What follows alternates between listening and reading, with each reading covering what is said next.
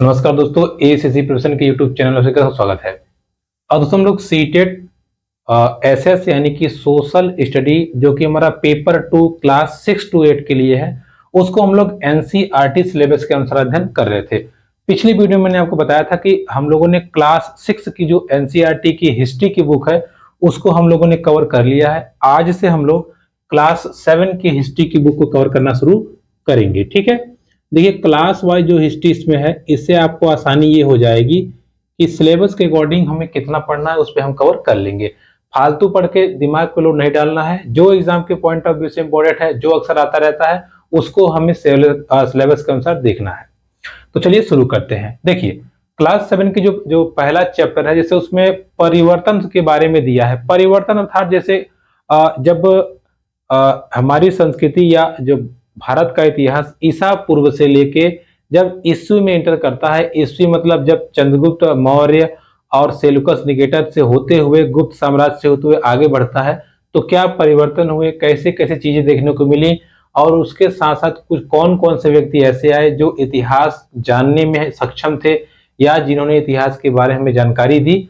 वहीं से हम स्टार्ट करेंगे और फिर इसको हम अध्ययन करते हुए आगे बढ़ेंगे। मुख्य रूप से हम लोग इस चैप्टर के मतलब कक्षा 7 की पुस्तक में 700 से लेकर के 1750 के आसपास यानी कि लगभग 1000 सालों के इतिहास के विषय में अध्ययन करते हैं। ठीक है, 1000 सालों के इतिहास के विषय हम लोग अध्ययन करते हैं और इसी टाइम पीरियड को मध्यकालीन इतिहास के नाम से भी जाना जाता है। ठीक है, तो चलिए समझते हैं। देखिए इसमें बात आती है एक अरब भूगोलवेता। देखिए अरब का भूगोलवेता था। भूगोलवेता मतलब होता है कि जो भूगोल के विषय में जानकारी देता हो या खोजबीन करता हो। अरब का भूगोलवेता था। इसने 1154 में इसका नाम था अल इदरिसी। ठीक है, इसका नाम था अल इदरिसी। देखिए इसने क्या किया, 1154 में इसने नक्शा दिया। किसका नक्शा दिया? विश्व का। इसने विश्व का नक्शा दिया और उसने अपने नक्शे में बताया, क्या बताया कि भारत जो उपमहाद्वीप है, भारत जो उपमहाद्वीप है वो दक्षिण में है। कहाँ है? दक्षिण में। क्योंकि अरबी लोग इत्र यानी कि सेंड के बहुत बड़े शौकीन होते हैं, तो ये कन्नौज में गया था। तो इसने अपने मैप में यूपी के कन्नौज जिले को दर्शाया है। ये आप ध्यान रखिएगा, अक्सर एग्जाम में पूछता है। ठीक है, उत्तर प्रदेश के कन्नौज जिला इत्र के लिए फेमस है। अरबी लोग इत्र पसंद करते हैं, तो जब ये आया था तो ये वहां इत्र या सेंट लेने गया था। इसलिए इसने अपने नक्शे में एक तो इसने बताया कि भारत दक्षिण में है, दूसरा इसने ये बताया कि भारत में यूपी में एक कन्नौज जिला है। ठीक है, इसके लगभग 600 साल बाद, इसके लगभग 600 साल बाद 1720 में 1720 में फ्रांसीसी 1720 में फ्रांसीसी भूगोलवेता थे। फ्रांसीसी भूगोलवेता जिनका नाम था गिलवान। देखिए जिनका नाम था गिलवान, गिलवान दी लिस्ले, गिलवान दी लिस्ले। इन्होंने भी एक मैप दिया या इन्होंने भी एक नक्शा दिया और उस नक्शे में इन्होंने भारत के तटीय राज्यों के विषय में बताया। तटीय मतलब जो समुद्र से सटे हुए राज्य हैं, तटीय राज्यों को दर्शाया। और ये हूबहू वैसे ही हैं जैसे आज हमें देखने को मिलते हैं। यानी कि इन्होंने उस समय एकदम एग्जैक्ट गणना की थी और भारत के तटीय राज्यों को दर्शाया था। तो आपसे अगर प्रश्न पूछेगा कि सबसे पहले भारत को मैप में किसने दिखाया, अल इदरिसी। किसने भारत को सही मायने में या आप कह सकते हो कि तटीय राज्यों सहित दर्शाया? वो कौन से? गिलवान दे लिस्ले। ठीक है, इस चीज को आप ध्यान रखिएगा। थोड़ा सा और आगे हम बढ़ते हैं तो मध्यकालीन इतिहास में हम ये जानकारी प्राप्त होती है कि फ्रांसीसी इतिहासकार, फ्रांसीसी इतिहासकार थे, फ्रांसीसी इतिहासकार। देखिए फ्रांसीसी इतिहासकार जिसका नाम है मिनहाज ए सिराज, मिनहाज ए सिराज, मिनहाज ए सिराज, जिन्होंने सबसे पहले हिंदुस्तान शब्द का प्रयोग किया है। यानी कि अगर हम इतिहास के स्रोतों के अनुसार देखें तो हिंदुस्तान शब्द का सबसे पहले प्रयोग किसने किया है? मिनहाज ए सिराज, जिसने हिंदुस्तान को यानी कि हमारे देश को क्या बताया था? हमारे देश को इसने बताया पंजाब, ठीक है, अरे यार उल्टा लिखा जा रहा है, देखिए इसने बताया पंजाब हरियाणा, हमारे देश को इन्होंने बताया पंजाब हरियाणा तथा गंगा घाटी का देश। ठीक है, गंगा घाटी का देश, यानी कि सबसे पहले हिंदुस्तान शब्द का प्रयोग किसने किया? मिनहाज ए सिराज, जिसने भारत को पंजाब, पंजाब के साथ हरियाणा और गंगा घाटी के देश से तुलना की थी। ठीक है, इसके पश्चात अगर हम दूसरी बात करें, दूसरी बार हिंदुस्तान शब्द का जिक्र बाबर ने किया था। बाबर जो कि एक, आप देखें, मुगल कालीन सम्राट था। बाबर ने हिंदुस्तान शब्द का प्रयोग किया और इसने यहाँ की प्राकृतिक दृश्य यानी कि पशु पक्षी प्लस प्रकृति के बारे में इसने वर्णन किया है। ठीक है, तो हिंदुस्तान शब्द का प्रयोग दूसरी बार किसने किया? बाबर ने। साथ ही साथ आप ये ध्यान रखिएगा, हिंद शब्द का प्रयोग, यानी कि ये हिंद देश है, इसका प्रयोग अमीर खुसरो ने किया था। ठीक है, अमीर खुसरो ने किया था और अमीर खुसरो ने ही ये भी बताया था कि भारत में बहुत सारी भाषाएं बोली जाती हैं, लेकिन उनमें संस्कृत, जो संस्कृत भाषा है वो सर्वाधिक महत्वपूर्ण भाषा है और इसकी जानकारी केवल कुलीन वर्ग यानी कि ब्राह्मणों को ही है। ठीक है, इस चीज को ध्यान रखिएगा। अब हम लोग मैंने आपको क्या बताया? ये मैंने आपको बताया कि कुछ कुछ तथ्य ऐसे हैं या कुछ शब्द ऐसे निकल के आते हैं इतिहास से जिसके विषय में हमें जानना है। ठीक है, इस चीज को आप ध्यान रखिएगा। क्लियर? अब देखिए, अब बात ये आती कि क्षेत्र और साम्राज्य। इस पूरी पुस्तक में हम मुख्य रूप से चोल सम्राट के विषय में पढ़ेंगे, चोल के बाद हम लोग तुगलक के विषय में पढ़ेंगे, तुगलक राजवंश कैसे थे, और उसके बाद हम लोग पढ़ेंगे मुगल के विषय में। ठीक है, यानी कि चोल, तुगलक और मुगल को मुख्य रूप से हम लोग मध्यकालीन इतिहास में अध्ययन करते हैं और इनकी शासन व्यवस्था कैसी थी, कैसे मंदिर बनाए गए थे, साथ ही साथ इनकी जो सेनाएं थी और युद्ध प्रणाली क्या थी, युद्ध क्यों होता था, उसके विषय हम लोग डिस्कस करेंगे। ठीक है, तो ये पहला सेक्शन हुआ कि परिवर्तन के दौरान क्या क्या चीजें सामने निकल के आई। ठीक है, चलिए, तो इस चीज को आप ध्यान रखे रहिएगा। अब हम थोड़ा सा आगे बढ़ते हैं। देखिए, चूंकि चैप्टर वाइज हम लोग अध्ययन कर रहे हैं तो चैप्टर में जो जो इंपॉर्टेंट टर्म है उस पर हम लोग डिस्कस करते हुए आगे बढ़ेंगे और एक एक चीज को निपटाएंगे। तो अभी मैंने आपको एकदम लास्ट में क्या बताया, हम लोग इन वंशों के विषय में डिस्कस करेंगे। चलिए समझते हैं। देखिए, इन वंशों के आने से पहले, जैसे जब ये वंश नहीं आए थे, इनके पहले कोई तो रहा होगा। अब वो कौन था, कैसे था, उसको हम थोड़ा सा डिस्कस करते हैं। देखिए, इनके पहले थे राष्ट्रकूट।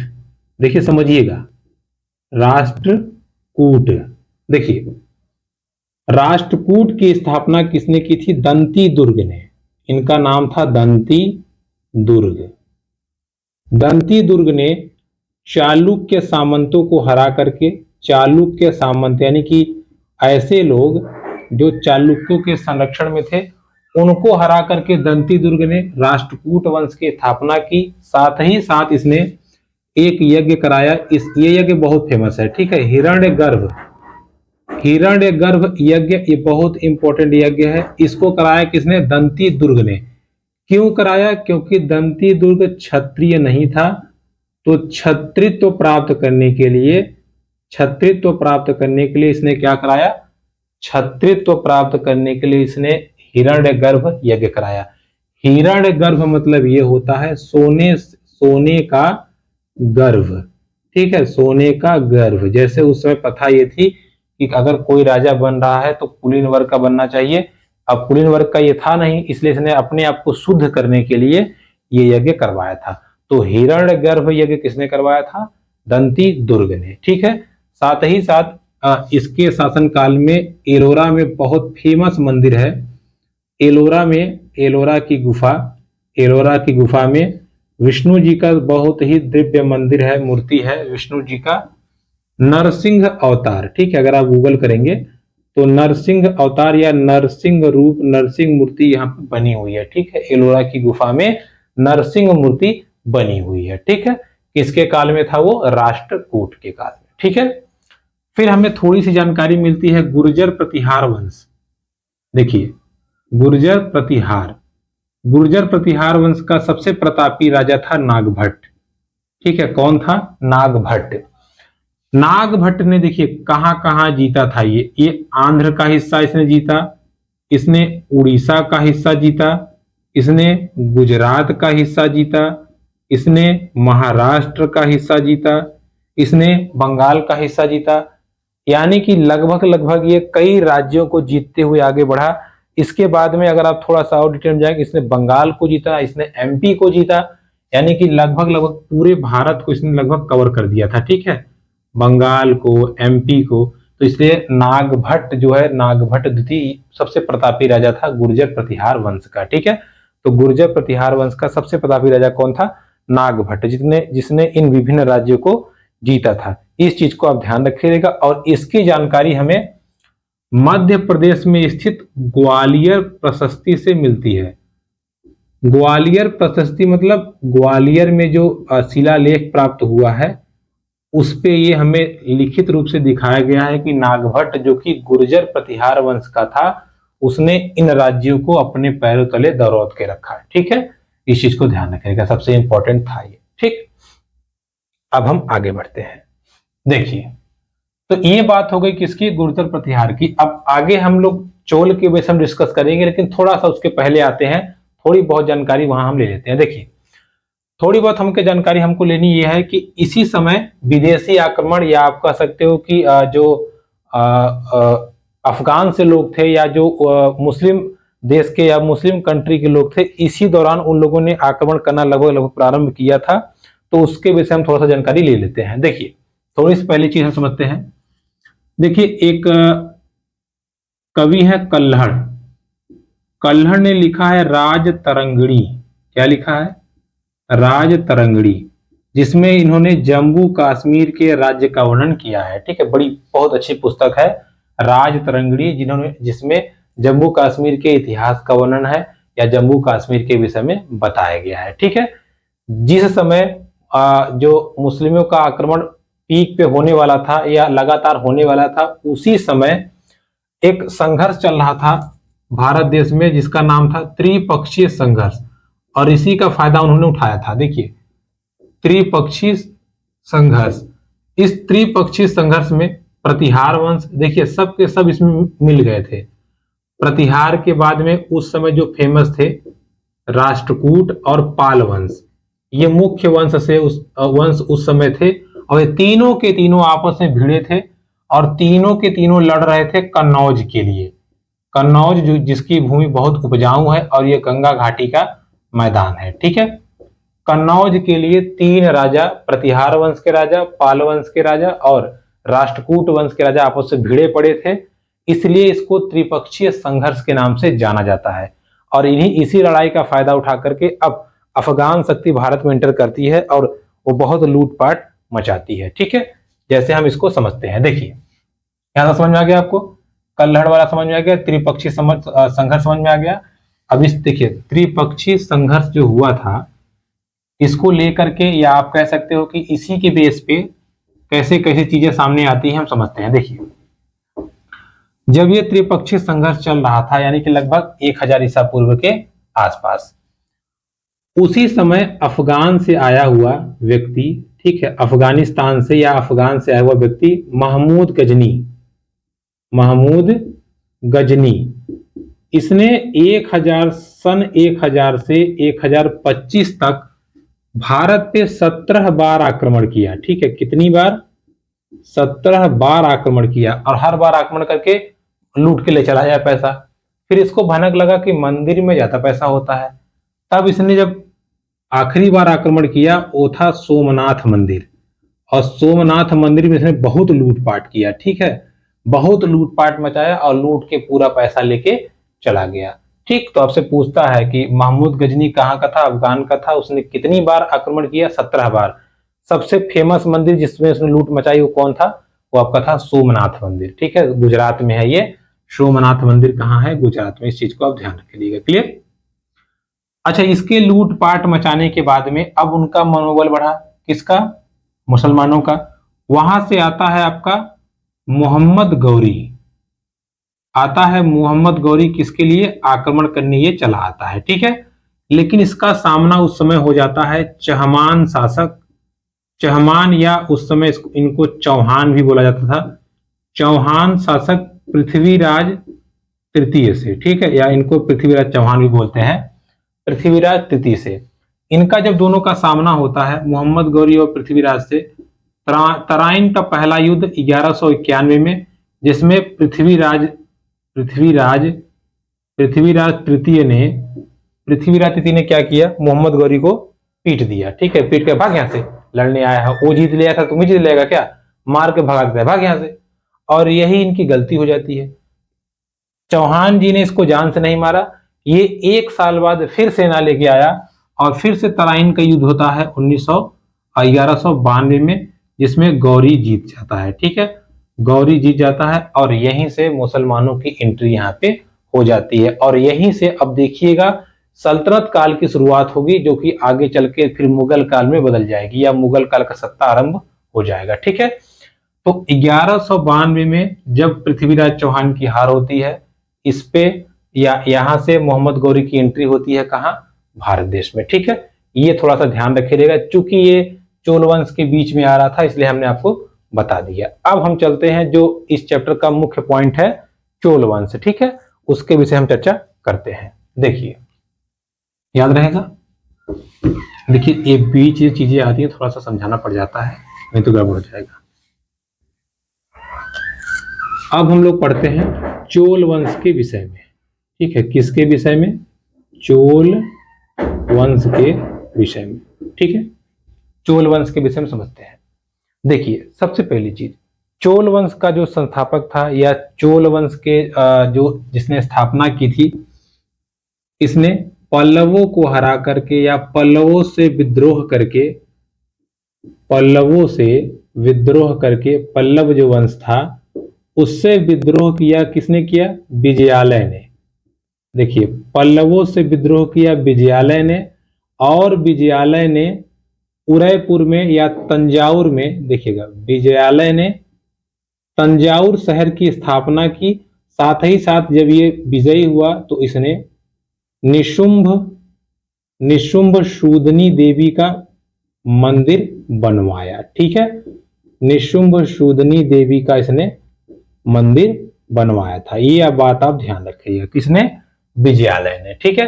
क्योंकि नया नया जीता था, इसको पैसे की जरूरत थी, तो चोल शासकों ने 400 प्रकार के टैक्स लगाए थे। कितने प्रकार के टैक्स, 400 प्रकार के इन्होंने टैक्स लगाए थे। और एक टैक्स जो था सबसे ज्यादा वाला, उसका नाम था वेट्टी, ठीक है, क्या नाम था, वेद्दी, ठीक है, वेद्दी।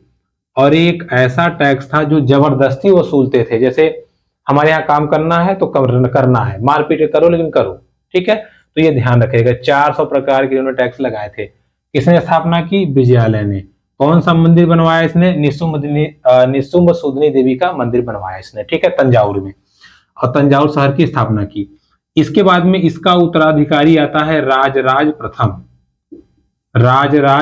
प्रथम, और ऐसा माना जाता है कि ये सबसे शक्तिशाली राजा था, यानी कि पूरे चोल में सबसे शक्तिशाली राजा कौन था, राजराज प्रथम। राजराज प्रथम ने तंजाउर में मंदिर बनवाया, ठीक है, तंजाउर मंदिर किसने बनवाया, राजराज प्रथम ने, ठीक है। कई सारे राज्यों को इसने भी जीता था, इस बात को ध्यान रखिएगा। इसके बाद में इसका जो बेटा आता है राजेंद्र चोल, ये और खतरनाक था, ठीक है, राजेंद्र चोल। इसने तो श्रीलंका तक चढ़ाई कर दी, श्रीलंका तक को इसने जीता था, और ये ऐसा पहला सम्राट था इस वंश का जिसने थल के साथ साथ जल सेना बनाई, ठीक है, थल के साथ साथ जिसने जल सेना का निर्माण किया, वो कौन था, राजेंद्र चोल। और राजेंद्र चोल ने बहुत ही फेमस मंदिर बनवाया था, गंगई कोडपुरम, ठीक है, गंगई कोडपुरम मंदिर इसने बनवाया था, इसको आप ध्यान रखिएगा, ठीक है। गंगई कोड चोलपुरम था, ठीक है, गंगई कोड चोलपुरम, ठीक है। चलिए, यानी अगर आप मोटा मोटा देखें तो इस चोल वंश की स्थापना विजयालय ने, इसने मंदिर बनवाया, कौन सा मंदिर, निशुंभ शूदनी देवी का मंदिर। इसका उत्तराधिकारी आया राजराज प्रथम, उसने कौन सा मंदिर बनवाया, उसने बनवाया तंजाउर का मंदिर। फिर उसका उत्तराधिकारी आता है राजेंद्र चोल जिसने श्रीलंका तक चढ़ाई की थी, इसने कौन सा मंदिर बनवाया, गंगई कोड चोलपुरम, ठीक है, गंगई कोड चोलपुरम मंदिर इसने बनवाया था। और ये पूरा का पूरा चोल वंश जो था वो तमिलनाडु के इलाके में फेमस था। ठीक है, इनके टाइम में कांस की मूर्ति बहुत फेमस थी, बहुत मूर्तियां प्राप्त हुई हैं जिसमें कांस के काम बहुत अच्छे से हुआ है। ठीक है, यानी आप कह सकते हो कि चोल के शासन काल में कांस की जो मूर्ति थी वो बहुत तगड़ी फेमस थी या बहुत अच्छे से बनाई गई थी। ठीक है, चलिए आगे हम चर्चा करते हैं, आगे डिस्कस करते हैं। देखिए अब थोड़ा सा इनकी हम शासन व्यवस्था के बारे में पढ़ लेते हैं, किसके, चोल वंश के। चोल वंश में देखिए उर नाम दिया गया था किसानों की जो बस्तियां थी, जैसे ऐसे इलाके जहां किसान ज्यादा थे। ठीक है, किसानों की बस्तियों को कहा जाता था उर, और गांव को कहते थे नाडू। नाडू किसको कहते थे, गांव को। ठीक है, क्या कहते थे, नाडू, गांव को कहते थे नाडू।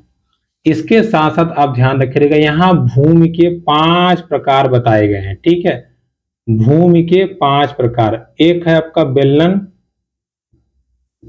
वगाई। बेलन वगाई ये ऐसी भूमि थी जो गैर ब्राह्मण के हाथ में थी। गैर ब्राह्मण मतलब जैसे ओबीसी हो गए, एससी हो गए, इनके हाथ की जो भूमि थी उसको कहते थे वेलन वगाई। इसके बाद में ब्रह्मदेयी, जैसे कि नाम से ही लग रहा है ब्रह्मदेय, ये ऐसी भूमि जो ब्राह्मणों के हाथ में थी। ठीक है, किनके हाथ में, ब्राह्मणों के हाथ में। फिर इसके बाद में अगली भूमि आती है साला देय। साला देय मतलब जो विद्यालय हेतु उपलब्ध भूमि थी। ठीक है, विद्यालय हेतु जो उपलब्ध भूमि थी। फिर आपका आता है देवदान। देवदान मतलब जो मंदिर हेतु भूमि थी, जो मंदिर हेतु भूमि थी। ठीक है, और लास्ट में आपका जो आता है भूमि का प्रकार वो हमारा है पल्ली चंदम। ठीक है, देखिए पल्ली चंदम, और ये भूमि जैन स्थल यानी कि जो जैन धर्म के अनुयायी थे उनके लिए भूमि थी। तो आप देखेंगे चोल वंश में भूमि के 5 प्रकार बताए जाते हैं, पांचों आपके यहाँ सामने हैं। एक गैर ब्राह्मण के लिए वेलंगवाई, ब्राह्मण के लिए ब्रह्मदेव, विद्यालय के लिए सालादेव, मंदिर के लिए देवदान, और लास्ट में आपका पल्ली चंदनम जो कि जैन स्थल के लिए भूमि देखने को मिलती है। ठीक है, इस चीज को आप ध्यान रखिएगा। एक और ध्यान रखिएगा, देखिए एक आपका एक जगह है तमिलनाडु का उत्तर मेरूर। ठीक है, तमिलनाडु के जिला उत्तर मेरूर। ठीक है, यहां से शिलालेख प्राप्त हुआ है, और यही शिलालेख सबसे महत्वपूर्ण जानकारी देता है किसके विषय में, चोल वंश के विषय में। ठीक है, चोल वंश के विषय में जानकारी देता है, इस चीज को आप ध्यान रखिएगा। देखिए अब क्या हुआ, इस चैप्टर को मैंने आपको फटाफट पॉइंट टू पॉइंट हमने आपको कवर करा दिया। इसमें हम लोगों ने मुख्य रूप से चोल वंश के विषय में पढ़ा, साथ ही साथ वहां के कुछ महत्वपूर्ण मंदिर देखे, और मंदिर के साथ हमने वहां की थोड़ी बहुत शासन व्यवस्था के विषय में डिस्कस किया। ठीक है, तो दोस्तों ये थी आज की क्लास हमारी। क्लास 7 एनसीईआरटी के 2 चैप्टर समाप्त हो गए हैं। अगली वीडियो हम लोग अगले चैप्टर के विषय में डिस्कस करेंगे। तब तक के लिए नमस्कार।